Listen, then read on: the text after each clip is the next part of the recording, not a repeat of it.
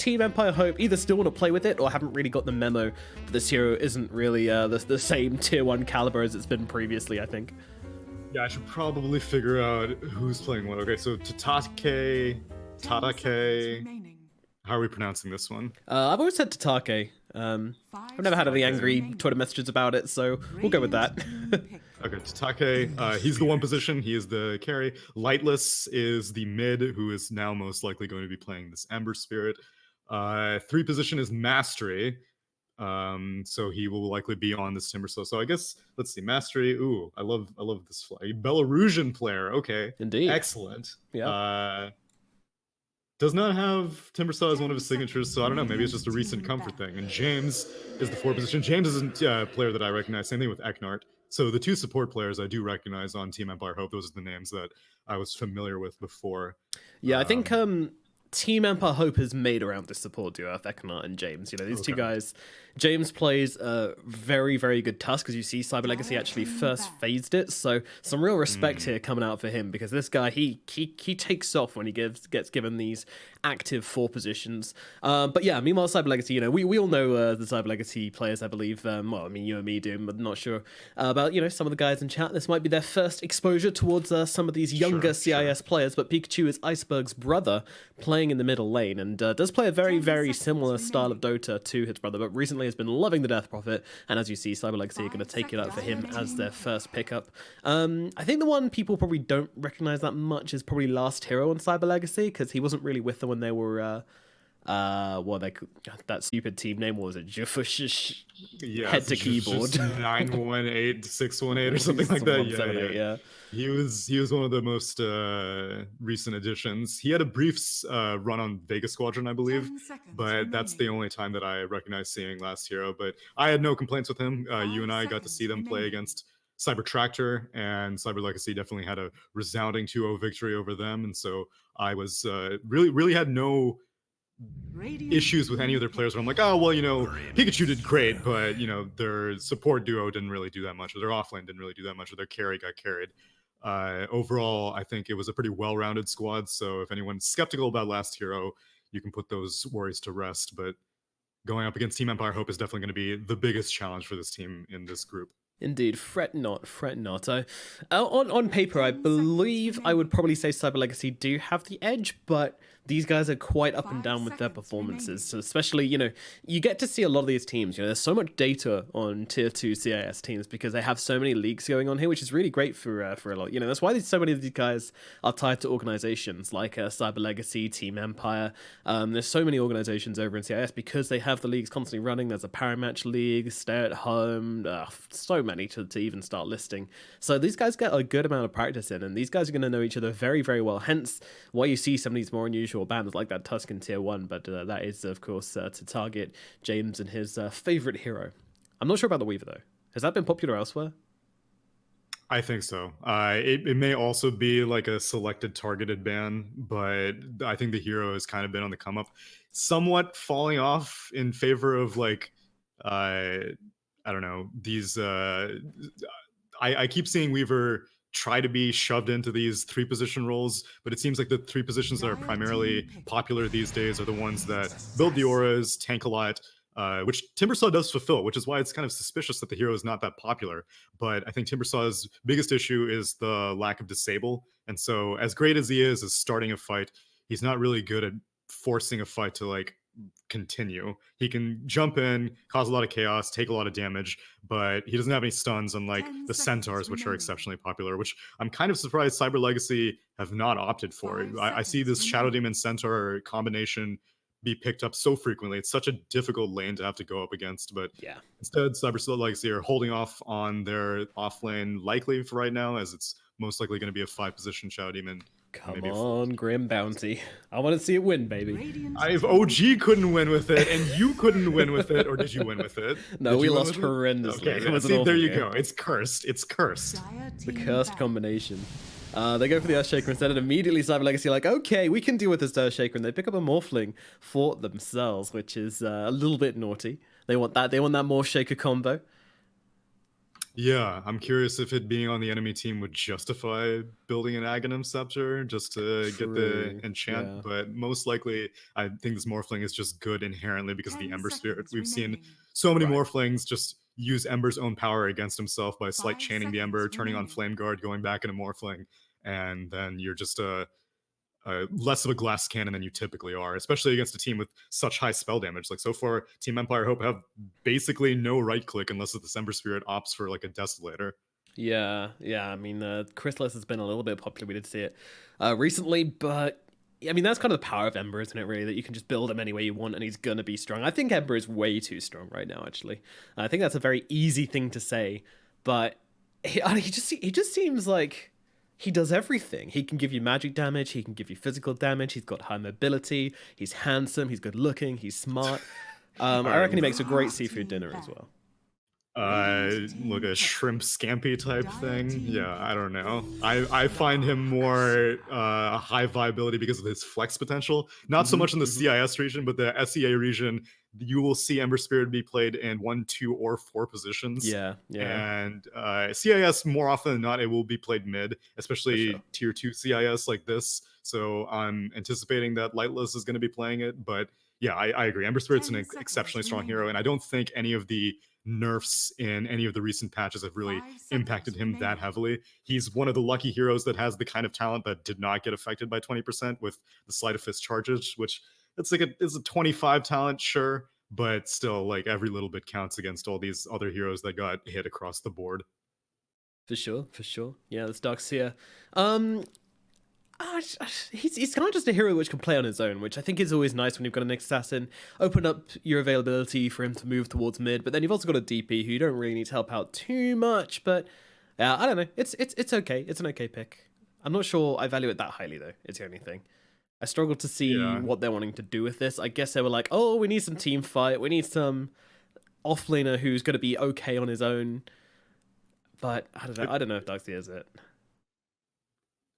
Technically, they don't know what the safe lane matchup will be, and so Darkseer is always just a safe pick because you don't really need to play the lane. You can just cut the wave constantly, and it doesn't matter who they have as their one position, which Empire Hope also did ban out the Centaur, so it's possible that they were hoping to get that instead. Oh, wow. I did not expect this coming, but Brood is going to be the final pickup for Team Empire Hope here. So they're going to put Master on the Timstar on the offlane, Lightless on the Brood, Tatake on the Ember.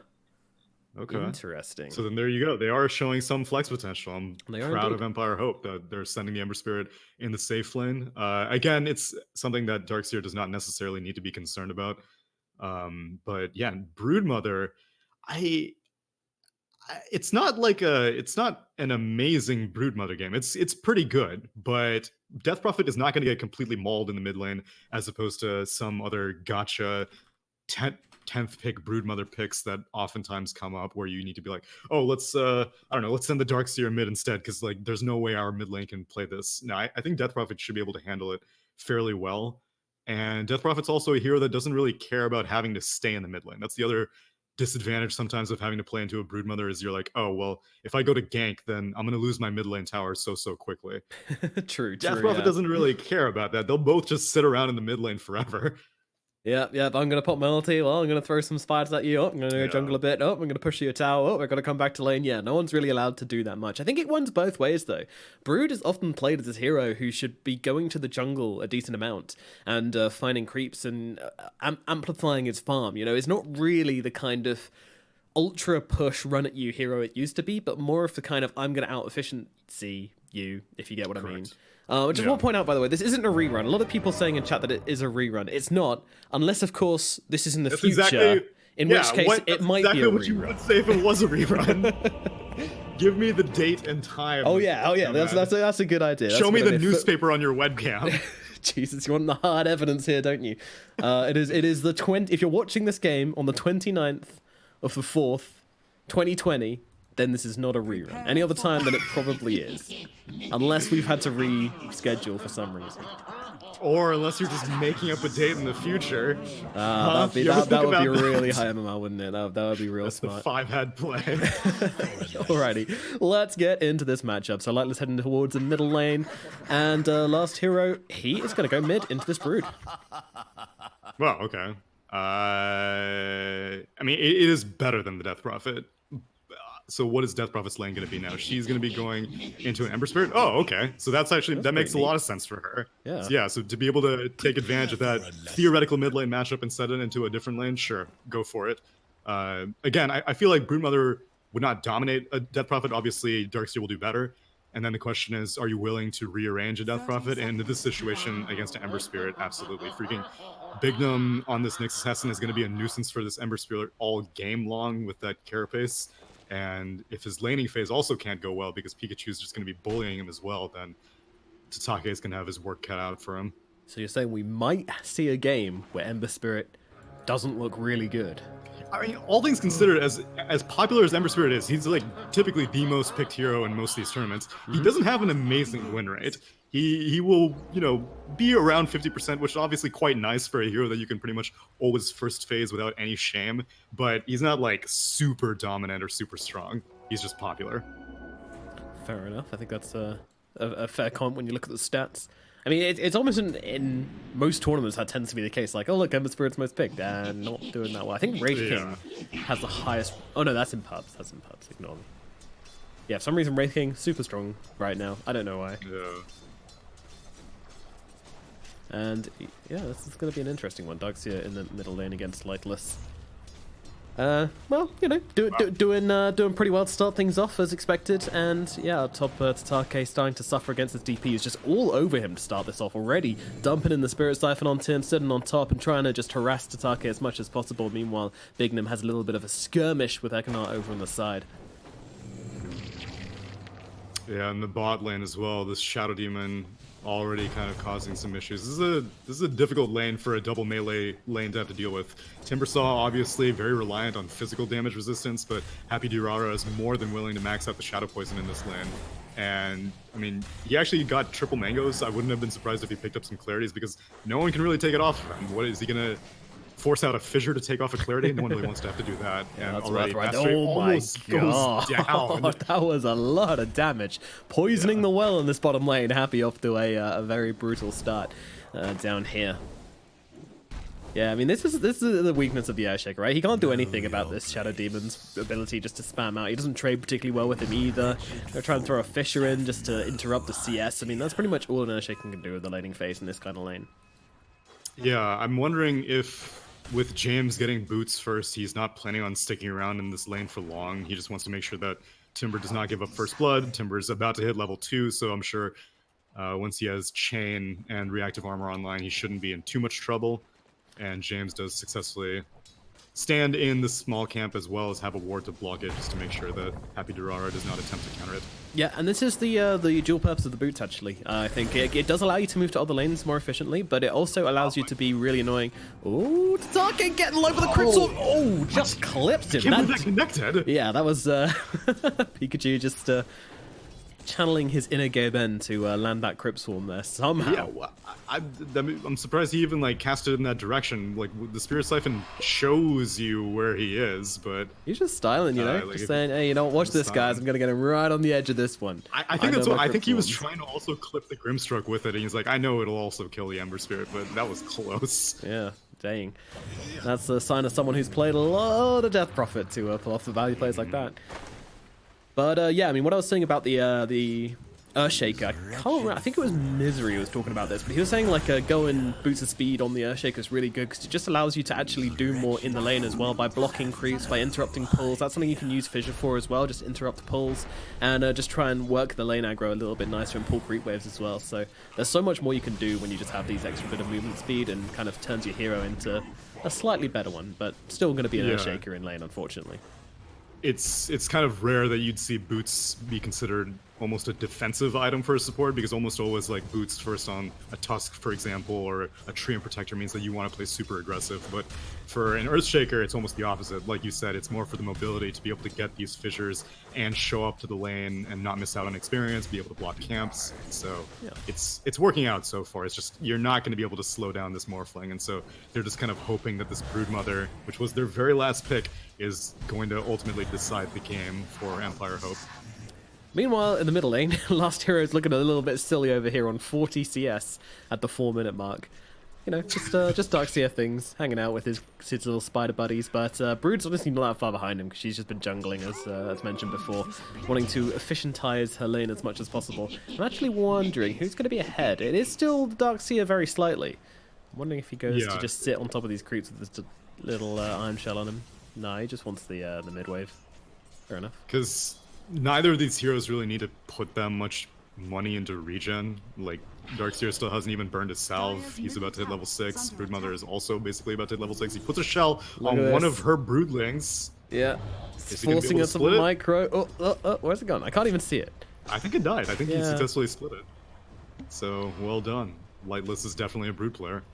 For sure, for sure. Everyone's getting low on the side lanes. That's because there's a fight going on. They'll take down Tatake. Another Crypt Swarm coming his way. And this Ember Spirit getting shut down pretty hard up in this top lane to start things off. Pikachu definitely making this DP work in the off lane position right now. As the Bounty Rune spawn, Bignum's gone to get a couple of them. Meanwhile, James has gone to get the others. So that's nice and even over on that front. But Happy, whilst the Earthshaker is away, is going to just grab this cheeky D-warding action. Get a bit of gold for himself. Yeah, in the meanwhile, Darkseer ends up actually popping the wall to try to make a move on Lightless. Oh. Doesn't end up panning out. Again, like, even if you make a Brood Illusion, that Brood Illusion does not get the free pathing. So, as nice as the Incapacitating Bite would be if, you know, she eventually levels it up, for right now, you can't really expect to get a kill on a Broodmother unless maybe the next assassin rotates. Meanwhile, Happy Durara about to go down to this Earthshaker. The banish out. James still chasing right now. He's got 10 sticks available to him, so we'll be able to fish her in about 10 seconds. But just gets on top of it. But no! The damage, it's too much from Happy. Turns around, gets the kill, keeps himself alive, and, well, that's going to feel real bad for Earthshaker. You got to be careful of those poison stacks. Yeah, and 10 sticks was not enough, man. That's brutal. Because, I mean, that's also, like, it's difficult to quantify, but, like, 10 sticks is not generally easy to come by. So popping that still dying afterwards means that he can't really be as useful if he decides to rotate elsewhere, which I think James goes top. They get the slight chains on the Death Prophet.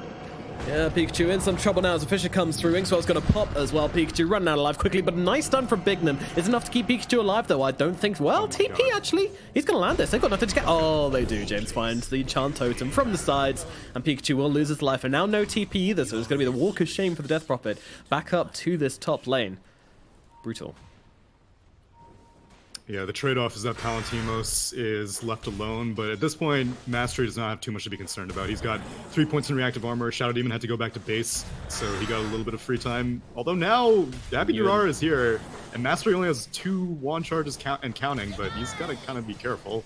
Yeah, gotta respect the Shadow Poisons a little bit here as Happy keeps on sitting on top of him, and now Disruption coming out, Palantimos is on top of him. No one's TPing on over here. Mastery could be in some trouble as Wave Form comes through, but they can't finish the job.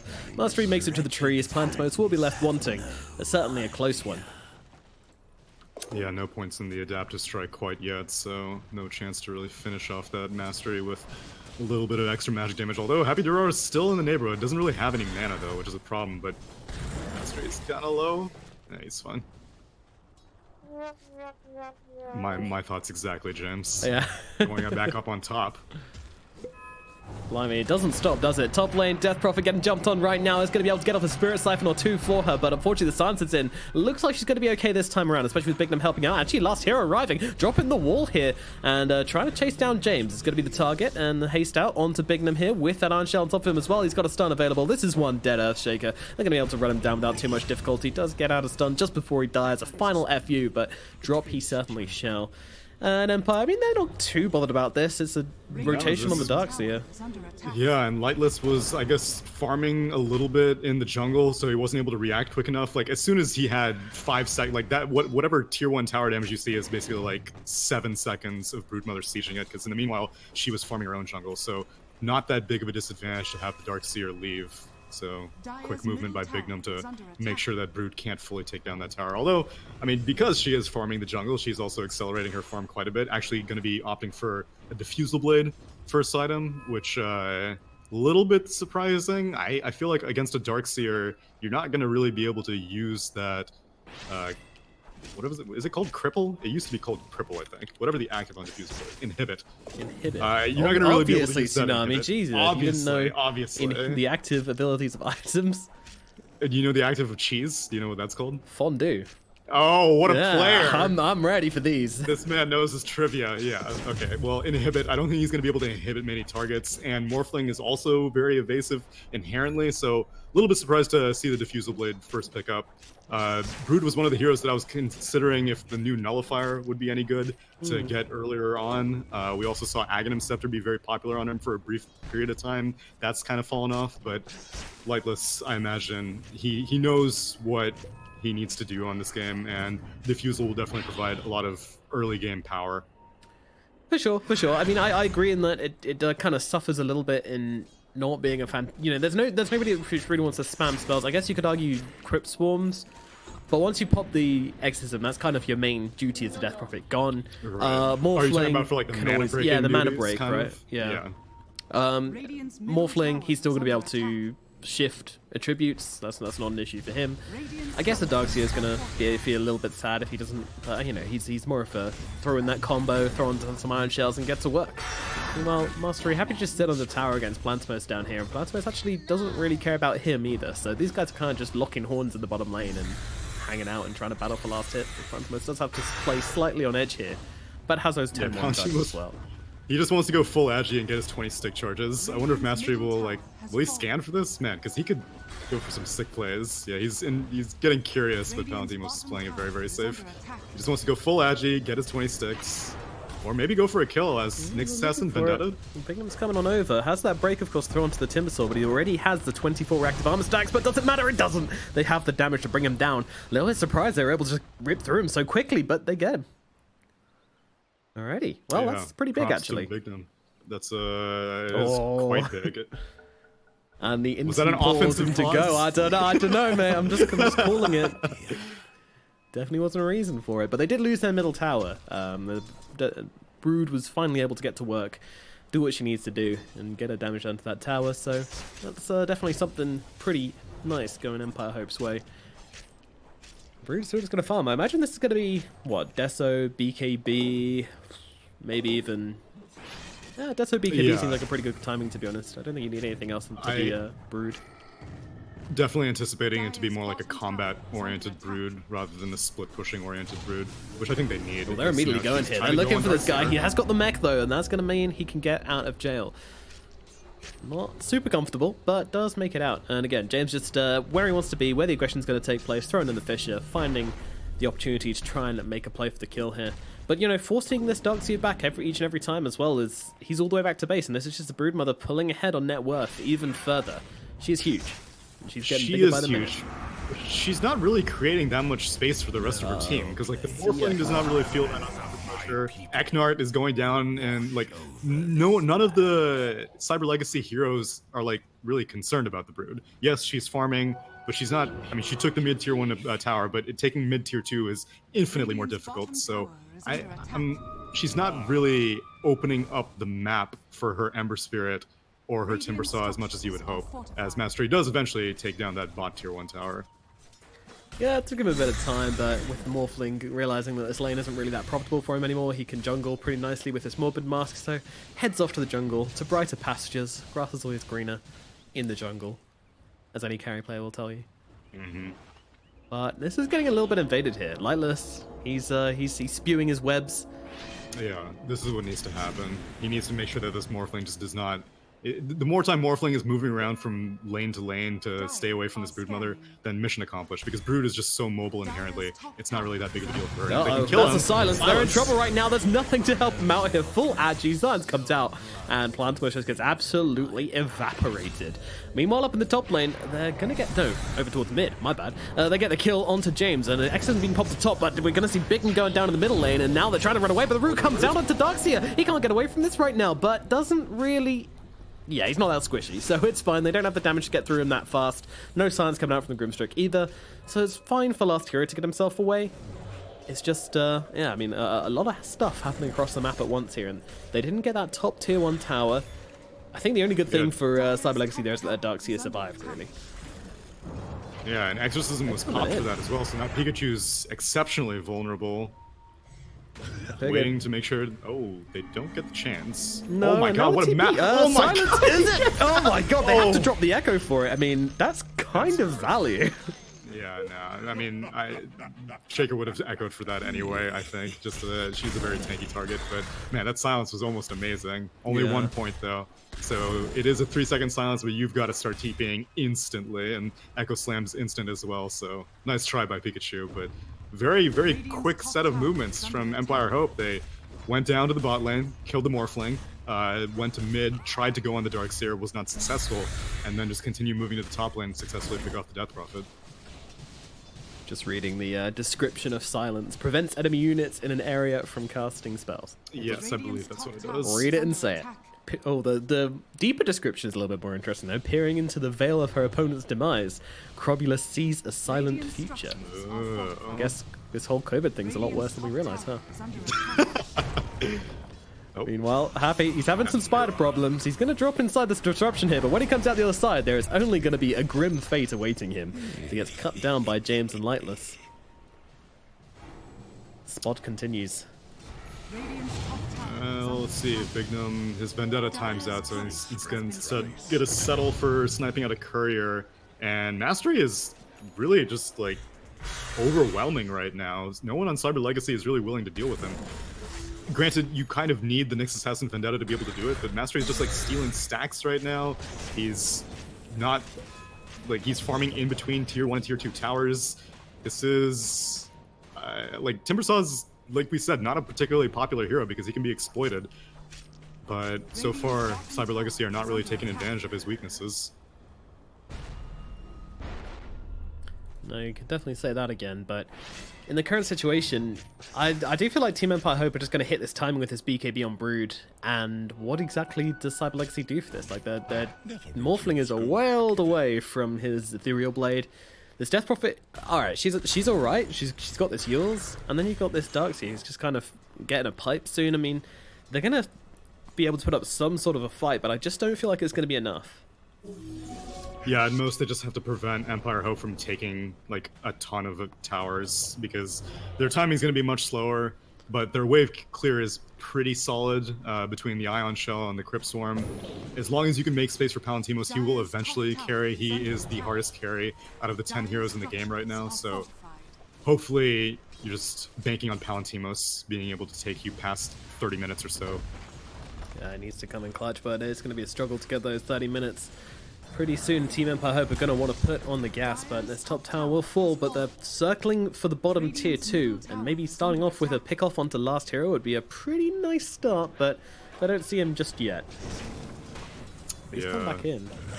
Grimstroke ends up getting a successful counter ward on the cliff as well, so Darkseer is totally blind, and I think he does not want to get fissure blocked. Even as useful as Surge is, you can't path over something like that, so he's just going to back out. Although the rest of Empire Hope are not really gearing up to push this, they may just leave it up to the Broodmother now. Yeah, she's happy to just kind of play this jungle map and push down the bottom lane at the same time. Can also do the same to mid if wanted, so... But that's the BKB finished off now. Empire Hope, are they going to try and go for something at this point? Or are they just going to keep on trying to build their advantage? I mean, it's not a huge advantage right now, which has got to be the worry for them. It is a big spike though, because as well as that BKB being completed, the Blink Dagger was just now completed for the Shaker. It should be getting delivered on the Courier, so they will force a fight, even though things are going pretty well for them. Surely. Yeah, surely they're gonna start a fight. Yeah, no movements just yet. I mean, they need to do something about this top tower first, I would imagine. Tataki's still hanging out down here. I mean, I'm kind of surprised that they're leaving the Ember Spirit. I think they're kind of trying to bait the Ember Spirit. Maybe the Nyx Assassin thinks that it's an easy carapace kill. Okay, now Lightless and Tatake are going to start sieging this. But they should also defend their top tier too. This is like such a, like I said, huge power spike right now. So they're pushing it fast, and actually Cyber Legacy are just going to try to take this mid tier 1 stud, which they, I mean, they can also defend that. Yeah, Timbersaw's TPing in. Get a fight, let's go. I want combat, I want blood. Yeah, I mean, Cyber Legacy are playing the map okay-ish, but they are going to lose this bottom tower. And now going in the middle lane. Now, are they thinking turn around to the Timbersaw? They are certainly not. They're going to go for the Nyx Assassin on the backlines. Instead, he is stunned up, beaten down. Carapace's going to buy him a little bit of time, but he will certainly die. And there's your first fight coming through and immediately pinging out that Roshan. This is what we were expecting. Lightless going to make his way in just a sec. No? No? Okay. They want to go and deal with top, I guess, push in mid a little bit and just buy a bit more time. I suppose this outpost really did freak them out here, knowing that the Nyx Assassin can TP back to it and be back into the fight. And also, when that outpost isn't taken, it also opens up the opportunity for buybacks as well. It gives the enemy a TP point for that. And they've also got the tier 1 up at top as well, but still, I'm a little bit surprised. I appreciate you playing devil's advocate, but there's very little reason for them to not take Roche there, because Exorcism was popped, and so you don't even have to worry about that. The Morphling is a long ways away from being useful. A Slam actually comes out on him in the bot lane. Okay, that's a good way to debut your Blink Dagger, surely. Well, I missed that one. I was too absorbed in your yeah, in your lovely dulcet tones, but yeah. No, it's okay. I just happened to pan over there because I was about to talk about him, but yeah, they just rushed that down. So I'm still surprised that they're not going for Roche though. I mean, it's like such an amazing opening. Trying to rip through this Timber. I mean, they're throwing down the ultimate on top of him, but Mastery, he's not even at half health once it ends. And now Empire coming back in for this one. They've taken down the Nyx Assassin already, and this is going to be a tasty happy Durora on the front lines as well. The two supports cut down very quickly, and surely, guys, surely we take this Roshan, but no, they are baiting us. They're teasing us. As long as they're taking objective, it's fine. Like, I just don't want Broodmother farming the jungle perpetually. It doesn't have to be Roche, but I mean, there's still a tier 1 tower up top that can be claimed. They do end up having control of both outposts, so that's fine. And now they're gearing up for a mid tier 2 push. As long as they're doing something productive, that's fine, because they're not going to win a farming fight, I don't think. Oh, find the spider. Find the spider quickly. Oh, he's done it. He saved them just in time. What a great mother Lightless is. Struggled a bit there, but did manage it in the end. Yeah, Pikachu's still a level 11. He still doesn't even have his second point in Exorcism, and doesn't get the silence. Nearly, but that is such a hard one to learn, though. Pikachu getting jumped upon here. He's on the run. He has got Nexus if he really wants to use it here, but I don't think that's a good idea, and neither does he, as he's going to get stunned up the moment he comes out of that Yules and cut down once again. And meanwhile, Plantimos, he's in some trouble as well, and this guy can't really afford to be going down here, but does he have much of a choice? The Vessel's on top of him, doing a ton of work. He's going to go for the waveform, TP out. Mastery's on top of him. Do they have the damage? They do not. He makes his way out of this one just by the skin of his teeth, but the tower will be paying the price regardless. All right, new theory. The later you take Roche, the later it respawns. Well, I mean, technically, the later you take Roche, the more time you have with like a useful Aegis. Because sometimes if you take the Aegis in like the first, I don't know, 17 to 20 minutes, you can't really do anything too productive with it. Because if you lose a team fight and your Aegis carrier dies, they're probably going to die again. Because the rest of your team just is not able to stay in the fight that long.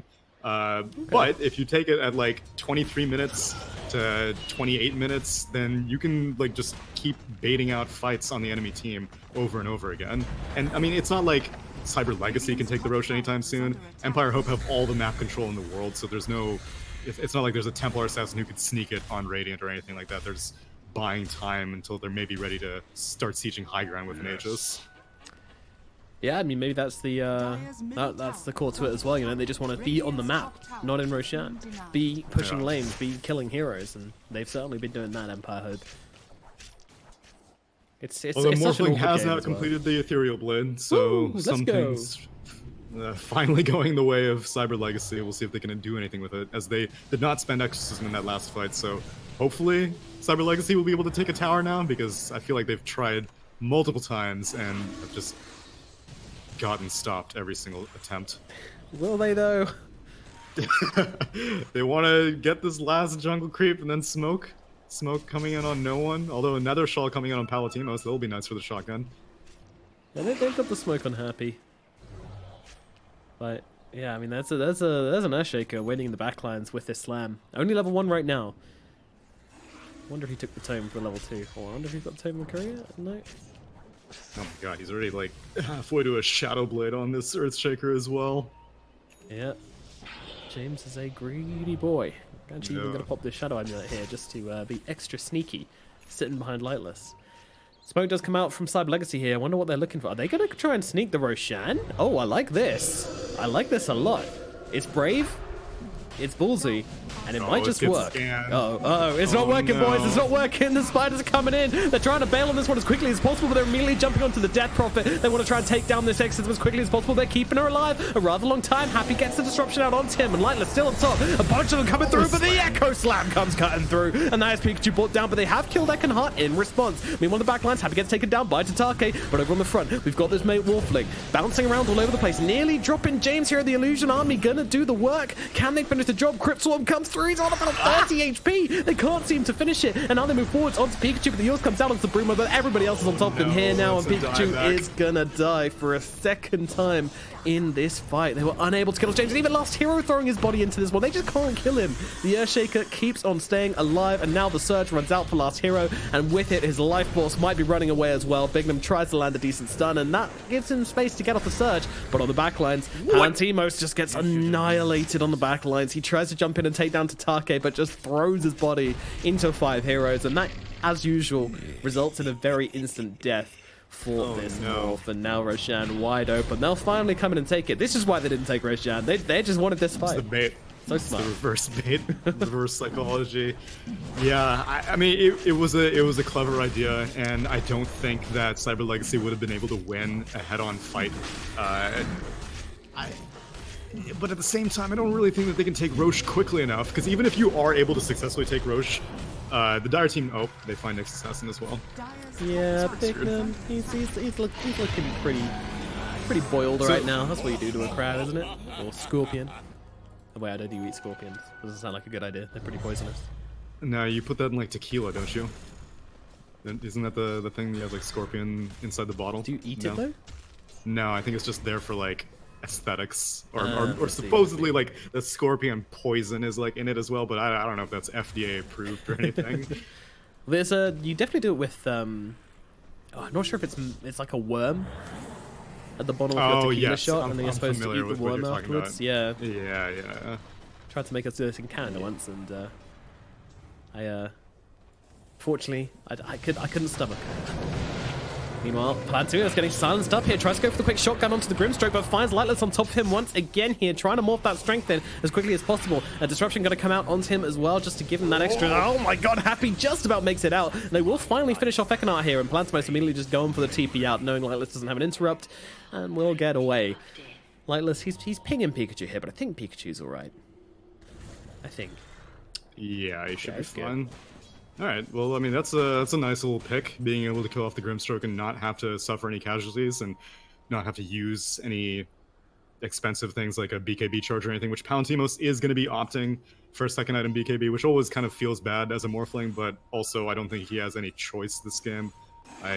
There's just far too much to be concerned about, which I don't blame him for trying to go on that Ember Spirit in that post-Roche attempt, because I thought everyone was distracted with the Darkseer, and so did Morphling. And then as soon as Darkseer gets that last surge off, they're like, I guess we can't get that kill. Oh, hey, there's a Morphling trying to kill our Ember Spirit. Why don't you just fissure him instead? And Jams was more than willing to oblige, so hopefully Palantimos can back up his reckless play with the BKB once he completes that second item.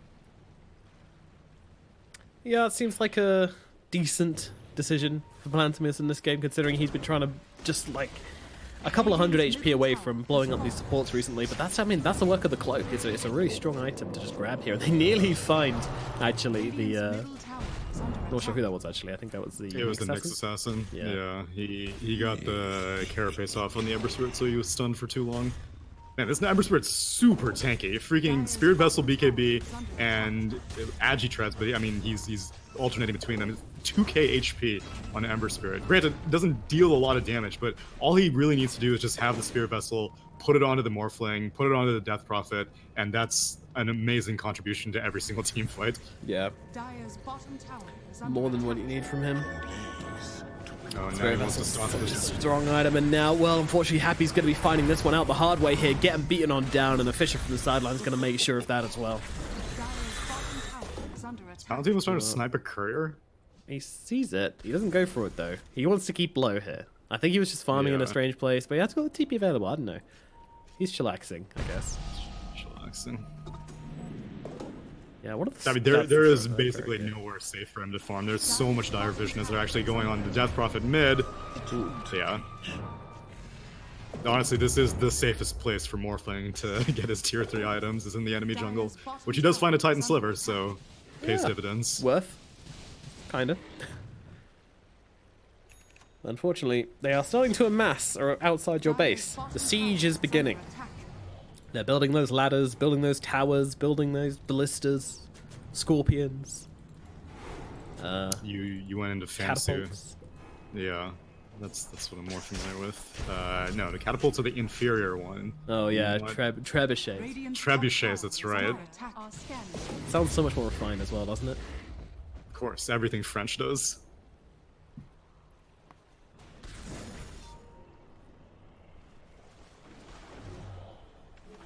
You casted with Rich yesterday, didn't you? Day before yesterday. Yeah, it was a real hoot, definitely. Oh, Morphling? I think you were doing like the camera and stuff. Yeah, he's, I was doing literally everything. Oh god! Oh no, that was not what he wanted to do. Turn into the Ember to try and just get off a sleight of fist or something, but unfortunately they catch him with his pants down, and that is happy very Durara. Yeah, this shot is pretty screwed. Ow, my ears! Jesus loud Christ! Yeah. You wins the audio battle. Well, what? See, now I can't hear you anymore. Oh man, and now James is hunting last hero who's being hunted by Bignum. There's layers to this whole thing. A little choo-choo train of heroes going on here, and he's gonna cancel the TP. Oh, he was even envisioned for that one as well. He was just taunting him, but he gets his bounty rune stolen at the very least by Bignum. But they just know now that no one's home. So once you might be getting bounty runes and playing around with Nurshaker a bit, your barracks are falling, and that's a bigger issue. They need to make their way back here as quickly as possible. They got a repair kit at least. Yeah, doing a bit So of it work. should slow it come back online. But oh my god, now last hero's just barely escaping out of the fissure range, and well, they will successfully defend their melee racks and don't have to spend any buybacks. Thank you, repair kit. Yeah. That extra armor, that extra HP regen, doing a lot of work. Actually has it's the Nyx. Yeah, and this Nyx down with his Meteor Hammer as well, just means that he can be super annoying, push out waves, if he can get there. Get there. I don't know, there's a way for them to stay in. Yeah, it's just I feel like half the reason that Nyx Assassin was picked in this game was to make life really hard for the Ember Spirit, where the Ember Spirit just never feels safe split pushing and stuff like that. And I don't really think he's okay. Well, we'll see now if he's able to do it on Tatake. Carapace. Yep, stun out. Then comes the ground spike, plants miss on top of him as well. Meteor Hammer chaining very nicely at the shotgun to finish the job. Tatake does get dropped. Nicely done. Nicely done. And kill streak goes the way of Morphling. All right then, Meteor Hammer absolutely validated. I was skeptical, but it has done its job. That legitimately that one kill on Ember Spirit kind of made up for everything. Is now Death Prophet on the other hand, she's not going to be as lucky. Yeah, no, actually this blink on Darkseer coming out just in the nick of time. I'm so surprised he hasn't actually gone for the Greaves yet. It just goes Mech, Pipe, Crimson Guard. I mean, I feel like just the aura on the Greaves against Brood feels pretty tasty, but apparently that's a sausage they don't want to throw in the frying pan just yet, so they'll hold on. Last hero jumps in, goes for the... okay, underwhelming vacuum wall onto two heroes.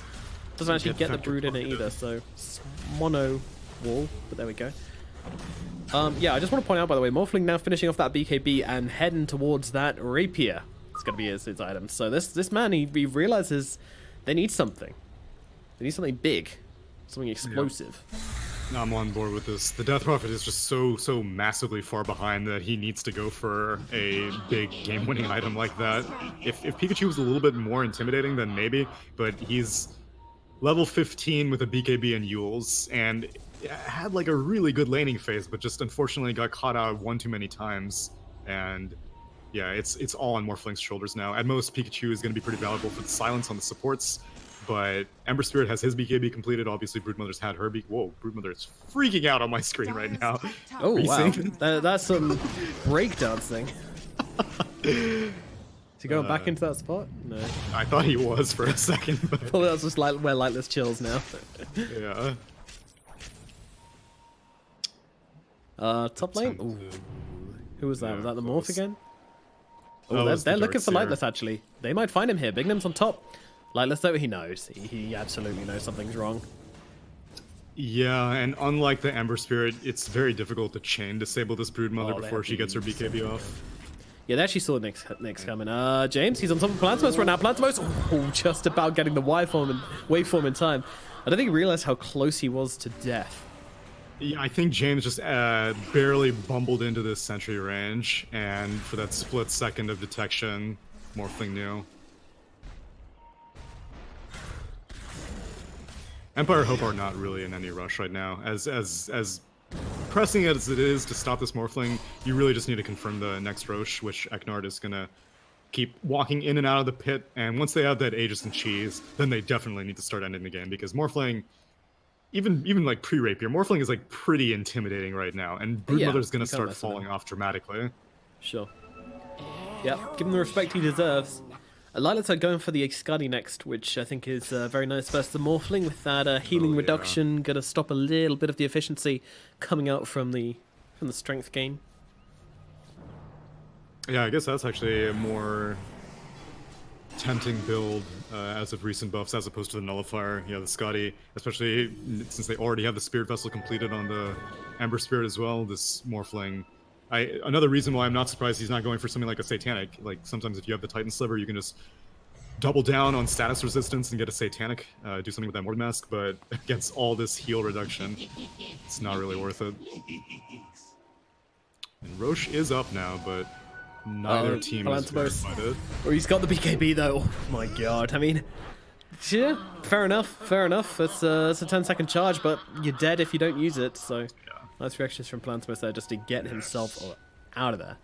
Now, if they could figure out that Roche is up, it would be a great time to take Roche while his BKB is down, and immediately Radiant start moving towards the pit because they suspect that that might be the case. So they've got themselves on this high ground though, and actually Service Spirit jumping in onto two supports right now. What do they do? Bignum, they're just sitting ducks, and both got to get eliminated pretty damn fast here as Happy is going to go down shortly afterwards. Mastery on the search for a +1, not going to find it.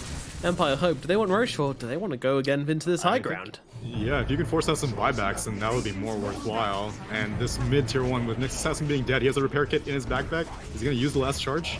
He is indeed, with the Crimson Guard as well. It's a decent amount and a nice wall coming in, but there is little to no follow-up. And now in comes a double silence onto the Darkseer and onto Bignum here. But Plantimos is trying to play with Mastery here. They're going to go in and blow up Eknard at the very least, and the nice heals into the Earthshaker, stopping that slam coming in, which was very close, just wrecking them. And they will run him down. A nice defense here from Cyber Legacy. What more can they get? Bignum chasing on forwards here. Mastery is going to be the target, but he is a slippery bug indeed. Oakland would know about that, and I don't think he's going to be finding it, so they can just kill off this creep wave instead. But they'll be happy with that. Maybe they can take Roche themselves. They spotted out Morphling. He's going to pick it up. Exorcism's going to be spent. Oh my god. Absolutely massive. This could be huge. If he gets this Roshan and then can find his Shaker rapier afterwards. Like now. Yeah. Shaker has access to his outpost. I don't. Dude, okay. They're coming. They're coming. Go. They need to get in quick though. Lightless entering the pit. Plantimos popping the BKB, just trying to finish off Roshan. Pikachu's going to get blown up, but Plantimos able to take down Roshan, take that Aegis for himself. Trying to find into Lightless hit, but Lightless, he's just way too... What the... He's doing a little jig. Chase him down the DP in a mighty fine Irish tap dance sport. Meanwhile, Sean coming down onto Plantimos here, dropping the slam, trying to drop him. He's got that Aegis, but might be met with a very brutal second life. Nice Fisher is perfect. Cutting off his escape here, allows the silence to come in, and Plantimos is dead. Has the buyback. Will probably pop it very shortly as Empire come ripping in towards this middle lane. Yeah, and that's all 3 repair kit charges spent on that mid-rax, and so they're not going to have any left. So with that AC being completed for quite a while on Lightless, now you're going to finally see the power of their push with this Broodmother, and Morphling really does not want to have to buy back, but I don't think he's going to have any choice. He wants his big old damage stick, but I just don't know if they've got the time to wait for that. Once the Death Prophet respawns, I imagine they're just going to go for one last defense, but...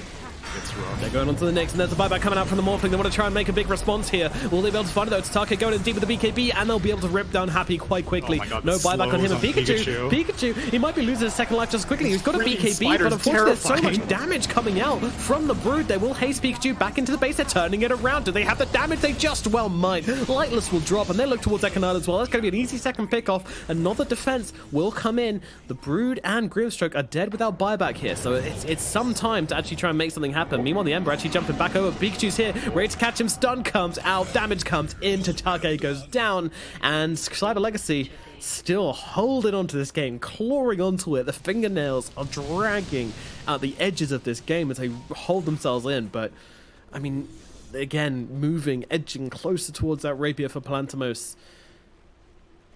Yeah, once you saw that Morphling buyback, as a Brood Mother, there's really no point going for the Death Prophet. Unless if you had a Nullifier to cancel her Yules or something like that, then maybe you go for it. But Brood Mother definitely, especially with no buyback, that's like such a risky play, and they will pay for it. Slam in 5 seconds.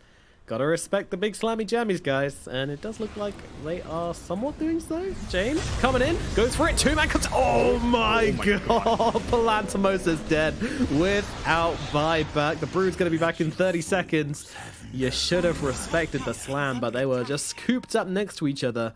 And, well, in comes a shaker. Big slam dunk. That's arguably a game-winning play right there, as things could have gotten very, very quickly out of control for them if that Morphling was able to work his way to a rapier unimpeded. But come on, last hero. Show some love for the flicker. He just picks up a flicker and sends it back to base, choosing the faded brooch instead. I mean, yeah, I don't agree with that. I get that it's not great, but come on, faded brooch. Yeah, there's plenty of stuff worth dispelling at the minimum. Yeah. Or maybe you get some sick 360 no scope walls. You never know. Disgusting stuff. He's genuinely keeping it as well. I mean, surely maybe they have something better. They have a craggy coat. Surely you can take the craggy coat instead also. Yeah, I mean, that's just CS players love movement speed. That's all it is. They love it. I've seen Iceberg on Leshrac do the same thing, where he just holds a faded brooch right up until, but he did drop it for a tier 4 item. Meanwhile, Hex out onto the Death Prophet. Death Prophet taking some real heavy damage here, but disruption comes through. BKB comes out. Exorcism coming down as well. Nice wall coming out from Artero, and all these auras going to work, keeping the DP alive. So they're going to turn their attention to Happy instead. Happy gets the ultimate just before he goes down. Actually, the Ember Spirit, he's losing his life here. He's going to drop. Does have the buyback to come back into this one if he wants. Meanwhile, they're trying to focus on the buildings. No, they're actually just getting themselves out. They're respecting the exorcism, running away. Mastery going for the chain out of this one. Again, the game's going to keep on going. A clumsy death maybe from the Ember Spirit here, though, to be honest, that was quite nicely done from Cyber Legacy, just knowing how strong these auras are and how tanky the Death Prophet can be once the Darkseer comes in. And once again, Empire shifting it into reverse. Bignum's going to try and look for the bounty, will not find it. Dude, they just keep going for kills. Just go for the objectives, for the love of God. Like, again, Morphling was dead for a very long time. Cyber Legacy were more than happy to throw bodies in the result that they would buy more time for Palantimos to respawn. And that's why after the Ember Spirit died, Empire were just like, let's just back out, because it's going to be like another 8 seconds. I don't think we're going to kill the Death Prophet in 8 seconds before Morphling respawns, so they evacuate. But, I mean, why are you even bothering for the kills? Yeah. Who cares if Death Prophet lives or not? Ape Dota, you know, me see hero, me kill hero is really good. Oh, okay. Cheeky little solo kill from Bignum there. Nice. But yeah, I mean, the Ape see hero, kill hero Dota works really great until you got to take that high ground. Then you got to focus on some buildings. But yeah. Another hold. Another goddamn hold. Morp, he's probably going to find the Sacred Relic at the very least. I'm not sure if he wants to buy it. I mean, he doesn't have buyback anyway, so yeah. 3.5 minutes. So it would give away that he's going for the rapier, but I think the extra damage is a little bit too valuable at this point. Yeah, I mean, I don't really think that would significantly change how Empire Hope are playing. As it is, they're already going for kills constantly. Sure. I don't think seeing a rapier is going to be like, oh, now let's go for even more kills. Let's see, Brood. Surely Brood picks up the leveler. Although, to be fair, Paladin Sword on Brood is absolutely legit. Yeah, I actually would not be surprised if she just hangs on to that and maybe backpacks to leveler. I mean, leveler's only useful if you're attacking buildings, for the most part. I mean, the attack speed's nice, but the advantage is from attacking buildings, and we all know Empire Hope do not care about attacking buildings, it seems. Let's grab that little centaur. Yeah, I think they're actually going to wait for the third Roche. I would have never anticipated this game goes to 3 Roches, but my god. This is this is some extreme patience from Team Empire Hope. But to be fair, you know, head into brick wall. You tried going high ground a bunch of times, but I mean they've taken everything, and sometimes every time they've gone high ground. So that's why I wouldn't keep on trying. Shaker even looking for the Inkswell Slam combo here, but not really finding much. I love the way James plays though. Like he's such a annoying player to play against. I feel like every time he's on a hero like Earthshaker, it's just like, where is this guy? He's never showing on map. He's always just being super annoying, sneaking around the back lines and jumping you when you least expect it. Yeah, he's out Nyx Assassin with the way that he's playing. And now they're going to smoke up again. Potential for Roche to respawn in 50 seconds. And also Shaker has the relic, so yeah, if he's able to get these random disables on the Morphling, they could definitely convert it into a kill. And Lightless finds a DD rune. Man, this is a sacred relic, and I was like, what is James doing? Would not be surprised given his track record, but... Alright, 25 seconds until Roche. Grimstroke had his courier over it, but I guess... Okay, it's bringing it back. And what's the rapier status? Morphling's getting there. Getting close. Yeah, they want to see if they can escort him over towards the shop here, but he's still got a little bit of time to go. They must be looking for something. 1 minute until buyback, so at this point I think you kind of... Well, he may have the money for both. Sell? 750 gold short. That's nothing. Sell the BKB for Rapier. That's a huge play. Meanwhile, BKB comes out from Lightless onto the front lines. Pikachu just trying to tank up in towards them. And the buff's coming over from last hero as well, making it very hard to bring him down to Take. He's going to have to get out of this one, but will he actually be able to? Bignum catches him, bringing him down here. Ember Spirit. Okay, phew. Silence lasts long enough for giving Bignum stun there. And the Ember Spirit. Oh my god, it was like the earliest possible Roche also. Oh, dreamy. Dream Pikachu's like, wait a minute. It's up. Yeah, problem is you don't know where Shaker is. They're so stressed out about James. James snaking in on the sidelines once again. Never wants to be caught out, never wants to be seen. He plays in the shadows, and he strikes when you really don't want him to. And Radiant confirm that there are some people around the pit, but they're not taking it quite yet. Right, I mean, Broodmother can probably do this, but she needs her BKB. Important Rapier update. Locked up. It's time for your weekly Rapier update. We now have both of the parts of the Rapier available, but he's got them all locked up. Plant modes. Will he decide to unlock them? I mean, I guess you just keep it in case you accidentally die, but when you don't have buyback, I kind of feel like that's kind of like, well... Well, I think he's just really scared of getting jumped by James. So unless if he is like ready to BKB, I think he's not going to unlock it until he activates his BKB. Once he activates the BKB, then he can confirm that James is not going to just insta-gib him, and he can feel a little bit safer walking around with it. But for right now, it's just a liability. Yeah. James nearly has a BKB. This guy's a 4 position, and he is loaded. Got money, cash money. He is legitimately winning the game for them right now, despite not doing anything. That's a game-winning maneuver in this situation. So he's the one not throwing the game, which in this situation. Exactly. Lucian starting to get taken on down here. Although it's very slow. Lightless has not scaled fantastically. I like the way he's got the leveler in his backpack though. In any of those situations where you just need to get building damage down really, really quickly, that's going to be pretty key. Oh, Bignum. He's zooming in there. How do they have sentry wards? Yeah, I'm actually really surprised they don't see him. And in comes the stun. They've actually got the silence out onto the Morphling in the backlines here. He's going to turn around though, pops the BKB, unlocks the Rapier, starts to get some real damage done. Looking towards Mastery here. Mastery though gets himself away. The reveal wasn't really that spectacular. Meanwhile, Bignum being targeted down, and now the Brood in some trouble. The damage comes down, and down she goes. They look over towards Owl. They get another one to Take, taken out. Empire Hope get beaten back, and all of a sudden Cyber Legacy are so in this game. They force the buyback from the Brood. Still no buyback on this Ember Spirit. Where is it? James needs to enter the fight at some point. As much as I'm praising him for not entering the fight, there is a time and a place. And, well, yet again, somehow Radiant do not feel confident taking the Roche because BKBs are down, Exorcism's timing out. But... James still missing. They're going to be taking the Ancient, and James is still just going to be, like, invis over in the trees, like, oh, I'm going to get him any second now.